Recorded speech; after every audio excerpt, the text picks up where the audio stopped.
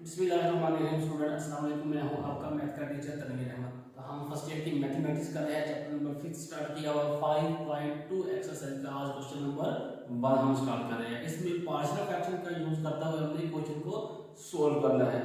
तो हमें पता है कि जब भी पार्शियल फ्रैक्शन का हमें कहेगा क्वेश्चन में यूज करने का, तो सबसे पहले हम यही चेक करेंगे कि गिवन क्वेश्चन जो हमारा है वो प्रॉपर रैशनल फ्रैक्शन में है या इम्प्रॉपर रैशनल फ्रैक्शन में है। तो क्राइटेरिया क्या होता है प्रॉपर और इम्प्रॉपर रैशनल फ्रैक्शन में डिफरेंस करने का? ये होता है कि ये वैल्यू हमें फ्रैक्शन की फॉर्म में दी जाती है। अगर फ्रैक्शन में ऊपर वाली वैल्यू को नोमिनेटर कहते हैं और नीचे वाली वैल्यू को डिनोमिनेटर कहते हैं। अगर नोमिनेटर में वेरिएबल की पावर छोटी होगी डिनोमिनेटर में मौजूद वेरिएबल की पावर से, तो गिवन क्वेश्चन होगा वो प्रॉपर रैशनल फ्रैक्शन में होगा।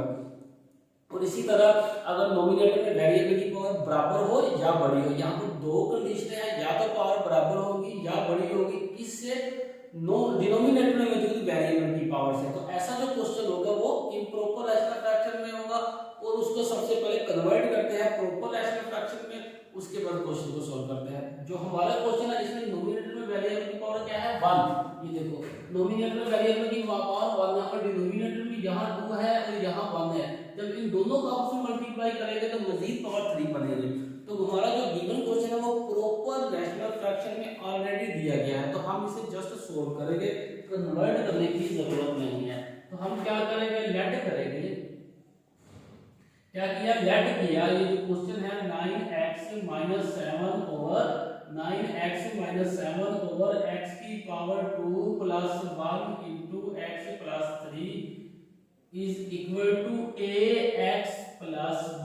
यहाँ पर हमने ये जो है ये इंट्रोड्यूस करवाया नई वैल्यू और इसका डिनोमिनेटर बना दिया पहला फैक्टर x की पावर 2 और प्लस 1। उसके बाद प्लस लगाकर c लगा दिया और x प्लस 3। अब यहाँ पर ये देखें कि दो कांस्टेंट इंट्रोड्यूस करवाया और साथ पहले के साथ वेरिएबल मल्टीप्लाई हो रहा है, जबकि दूसरे में सिर्फ एक ही कांस्टेंट है। ऐसा क्यों? क्योंकि इस फैक्टर के नीचे जो है x की पावर 2 है, इसलिए हमने इसकी नोमिनेटर वाली वैल्यू को ऐसे लिखा और इसमें x की पावर 1 है। जहां जहां वेरिएबल में x की पावर 1 होगी उसके नोमिनेटर में कांस्टेंट ही इंट्रोड्यूस करवाएगा, वो भी 1। यहाँ पर वेरिएबल की पावर 2 है, इसमें दो कांस्टेंट इंट्रोड्यूस करवाए और पहले कांस्टेंट के साथ हमने एक वेरिएबल मल्टीप्लाई किया। अब हम क्या करेंगे, इस इक्वेशन को इक्वेशन नंबर 1 का नाम देंगे। अब इन्हीं दो फैक्टरों को लेकर इस पूरी इक्वेशन से मल्टीप्लाई करेंगे तो हमारे पास एक नई इक्वेशन बनेगी। लिखेंगे मल्टीप्लाई बाय किससे करना है, x की power 2 plus 1 into x plus 3 से ऑन बोथ साइड, दोनों तरफ हमने मल्टीप्लाई करना है इस पूरे दो फैक्टर से। अब इन फैक्टर को जब इससे मल्टीप्लाई करेगा तो ये दोनों कैंसिल हो गए, तो ऊपर क्या बचेगा 9x - 7। उसके बाद इक्वालिटी ax प्लस b बचेगा। अब ये जो फैक्टर है इससे कैंसिल होगा तो ये फैक्टर इसके साथ मल्टीप्लाई होगा x प्लस 3। उसके बाद प्लस c है और c के साथ ये वाला फैक्टर, ये फैक्टर सेम है, कैंसिल हो जाएगा। ये फैक्टर c के साथ मल्टीप्लाई होगा x की पावर 2 और प्लस 1 और इसको इक्वेशन नंबर 2 का नाम दे दिया। अब हमारे पास दो फैक्टर है, इसकी पावर 2 है, इसमें से हम x की वैल्यू नहीं निकालेंगे, जिसकी पावर 1 है इसमें से x की वैल्यू निकालेंगे और इक्वेशन नंबर 2 में पुट करेंगे। Putting x plus 3 equal to 0, यहाँ इस फैक्टर को 0 के बराबर पुट करेंगे इन इक्वेशन नंबर 2। यहाँ से x का आंसर क्या आएगा, ये प्लस 3 है, इक्वालिटी के दूसरी तरफ जाएगा तो ये -3 बनेगा। अब इक्वेशन नंबर 2 में जहां जहां x है वहां वहां -3 पुट करेंगे। जब यहाँ -3 पुट करेंगे साथ +3 मौजूद है तो ये पूरा फैक्टर 0 हो जाएगा, तो x की वैल्यू -3 पुट करने से हमारे पास c का आंसर आएगा। लेफ्ट हैंड साइड पर 9x है तो x की जगह पर हमने 3 पुट कर -3 पुट करना है, 7 - 7 is equal to c into, अब x की जगह पुट करना है -3 तो -3 की पावर 2, क्योंकि x की पावर 2 था यहाँ पर, उसके बाद प्लस 1 आएगा और ये ब्रैकेट क्लोज माइनस ये आएगा 27 - 7 is equal to c into, अब 9 की पावर -3 की पावर 2 ये 9 आएगा प्लस 1 आएगा। अब -7 और -27 तो ये हमारे पास बनेगा 34 बनेगा। 34 इज इक्वल टू सी 10, 10 सी आएगा। ठीक है, ये 34 ये हमारे पास आएगा 10 सी। तो माइनस 34 है तो हमें क्या चाहिए सी। तो 10 दोनों तरफ डिवाइड करेंगे तो हमारे पास सी का आंसर आएगा। सी किसके बराबर आएगा?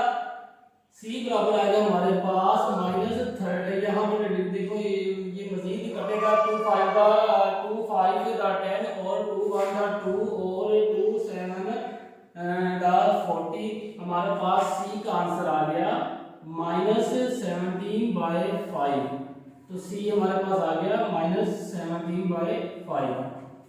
अब हमारे पास ए और बी दो कांस्टेंट रहते हैं। यहाँ पर कोई और फैक्टर नहीं है। अगर एक्स की पावर 1 वाला और फैक्टर होता तो उसको हम ये स्टेप रिपीट करते तो हमारे पास ये जो दो कांस्टेंट है इनमें से किसी एक और कांस्टेंट का आंसर आ जाता। अब हमारे पास यहाँ फैक्टर मौजूद नहीं तो इसलिए हम क्वेश्चन नंबर 2 को मजीद सिंपलीफाई करेंगे और उससे हम जो है बाकी दो कांस्टेंट के आंसर मालूम करेंगे। Rewriting equation number 2। Equation number 2 का मजीद लिखेंगे।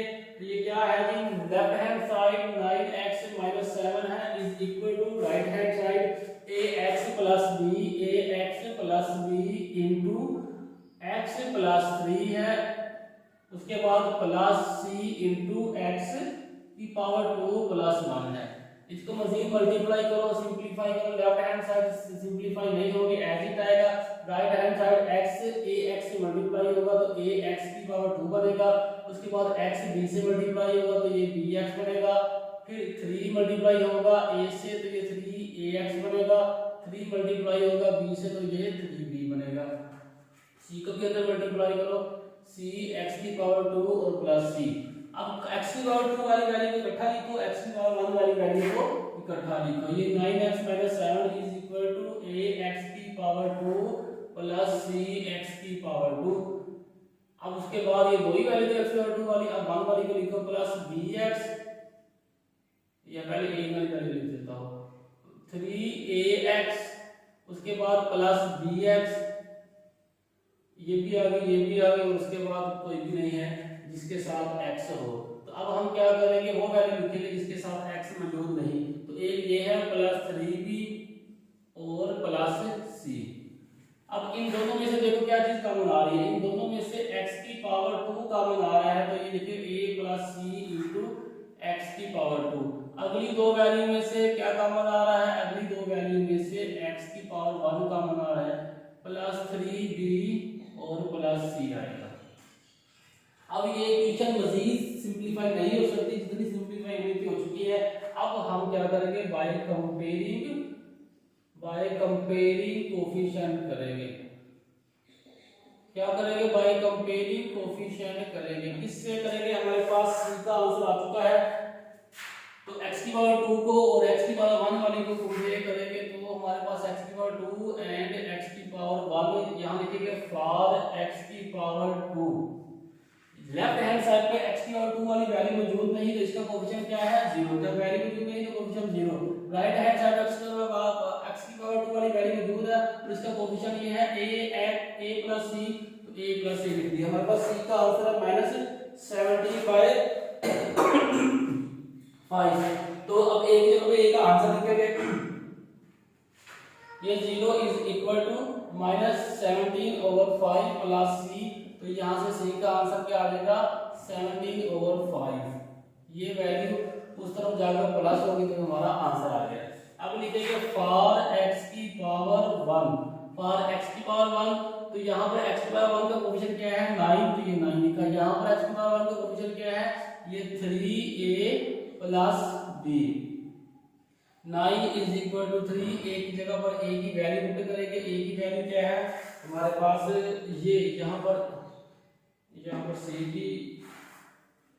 c की तो वैल्यू आ चुकी थी। यहाँ पर क्या था? a एक वैल्यू थी, ठीक है। अब ये हमारे पास a की वैल्यू है। c की वैल्यू पहले आ चुकी है, यहाँ पर c की वैल्यू पुट की है तो ये आ चुका। अब हम a की जगह पे a की वैल्यू पुट करेंगे। a की वैल्यू क्या है? 17/5 plus b। 9 is equal to 7 या 21, 3 और 2 5, ये आ जाएगा प्लस बी। अब ये वैल्यू इस तरफ आकर माइनस हो जाएगी 951/5 इज इक्वल टू बी और एलसीएम लिया 5 आएगा 5 45 माइनस 51 और इज इक्वल टू बी। 51 में से 45 गया तो ये 6 बचेगा 6/5 इज इक्वल टू बी। अब हमारे पास बी का आंसर आ चुका। सी का पहले आ गया था, ए का यहाँ निकाल लिया, बी का यहाँ आ गया। जब हमारे पास सब कांस्टेंट के आंसर आ जाए उसके बाद हम क्या करते हैं, तमाम वैल्यू को क्वेश्चन नंबर बाद में पुट करते हैं, हमारा क्वेश्चन हो जाता है। यहाँ लिखेंगे putting all values in equation number 1। Equation number 1 में ऑल वैल्यू पुट करेंगे। इक्वेशन नंबर 1 की पहले यहाँ लेफ्ट हैंड साइड लिखेंगे, ये है 9x - 7 ओवर x की power 2 plus 1 into x plus 3 is equal to ax plus b। अब a की जगह पर a का आंसर लिखेंगे 17/5x प्लस आ जाएगा b। b हमारे पास क्या है, ये है 6/5। नीचे क्या आएगा हमारे पास x की पावर 2 प्लस 1। ये हमारे हमने सिंपलीफाई किया, 6/5 बी का आंसर था, ए का आंसर ये था, ये पुट कर दिया। अब प्लस सी का आंसर क्या है -17/5 डिनोमिनेटर में आएगा x प्लस 3। अब इसको सिंपलीफाई करेंगे, इसका एलसीएम लेंगे तो एलसीएम से क्या आंसर आएगा, ये 5 आएगा तो ये बनेगा 17x प्लस 6 और डिनोमिनेटर में आएगा x की पावर 2 प्लस 1 और ये plus minus minus 17/5x plus 3। अब ये डिनोमिनेटर वाली वैल्यू यहाँ नीचे आ जाएगी 17x प्लस 6/5 इंटू x की पावर 2 प्लस 1 और minus 17/5x into x plus 3। और ये हमारा क्वेश्चन जो है सॉल्व हो चुका है। आप क्वेश्चन की स्क्रीनशॉट ले ताकि आपको नोट्स बनाने में आसानी हो। ठीक है, तो ये हमारा क्वेश्चन था। हमने सबसे पहले चेक किया कि हमारा क्वेश्चन प्रॉपर है या प्रॉपर रैशनल फ्रैक्शन में है, तो तुम्हें पता लगा कि हमारा क्वेश्चन जो है वो प्रॉपर रैशनल फ्रैक्शन में है। उसके बाद हमने क्या किया, इस दो फैक्टर थे, दोनों फैक्टर के ऊपर नोमिनेटर कांस्टेंट जो है इंट्रोड्यूस करवाया। x की पावर 2 के नीचे ऊपर दो कांस्टेंट इंट्रोड्यूस कर पहले के साथ एक वेरिएबल मल्टीप्लाई किया। x की पावर 1 वाले के साथ हम एक ही कांस्टेंट इंट्रोड्यूस करवाते हैं, दूसरा नहीं करवाते। फिर इन्हीं कई फैक्टर को मल्टीप्लाई किया, इस पूरी इक्वेशन से हमारे पास नई इक्वेशन बनी। अब x की पावर 2 वाले फैक्टर को यूज नहीं करेंगे, x की पावर 1 वाले फैक्टर को यूज करेंगे। इक्वल टू 0 रखा, यहाँ x की वैल्यू वही इक्वेशन नंबर 2 में पुट किया तो हमारे पास एक ही कांस्टेंट का आंसर आएगा। बाकी दो बचे, यहाँ अगर फैक्टर होता कोई और तो हम क्या करते हैं, ये स्टेप में बिल्ड करते और इसी तरह हमारे पास किसी और कांस्टेंट का आंसर आ जाता। तो हमारे पास है कोई फैक्टर नहीं था, इसलिए इक्वेशन नंबर 2 को सिंपलीफाई किया। सिंपलीफाई करने के बाद कंपेयर कोएफिशिएंट किए, x की पावर 2 यहाँ x का 2 मौजूद नहीं थी, लेफ्ट हैंड साइड पर 0 लिखा, राइट हैंड साइड पर x की पावर 2 का कोएफिशिएंट मौजूद था तो वो लिख दिया। हमारे पास c का आंसर था, c का आंसर यहाँ पुट किया तो हमारे पास a का आंसर आ गया। x की पावर 1 का कोएफिशिएंट पुट किया, लेफ्ट हैंड साइड पर 9 था तो ये 9 पुट कर दिया। राइट हैंड साइड पर 3a प्लस b था तो 3a प्लस b पुट किया, सिंपलीफाई किया तो हमारे पास b का आंसर आ गया। अब हमारे पास तीनों कांस्टेंट के आंसर आ गए। जब तीनों के आंसर आ जाए तो हम इक्वेशन नंबर 1 में पुट करते हैं। इक्वेशन नंबर 1 में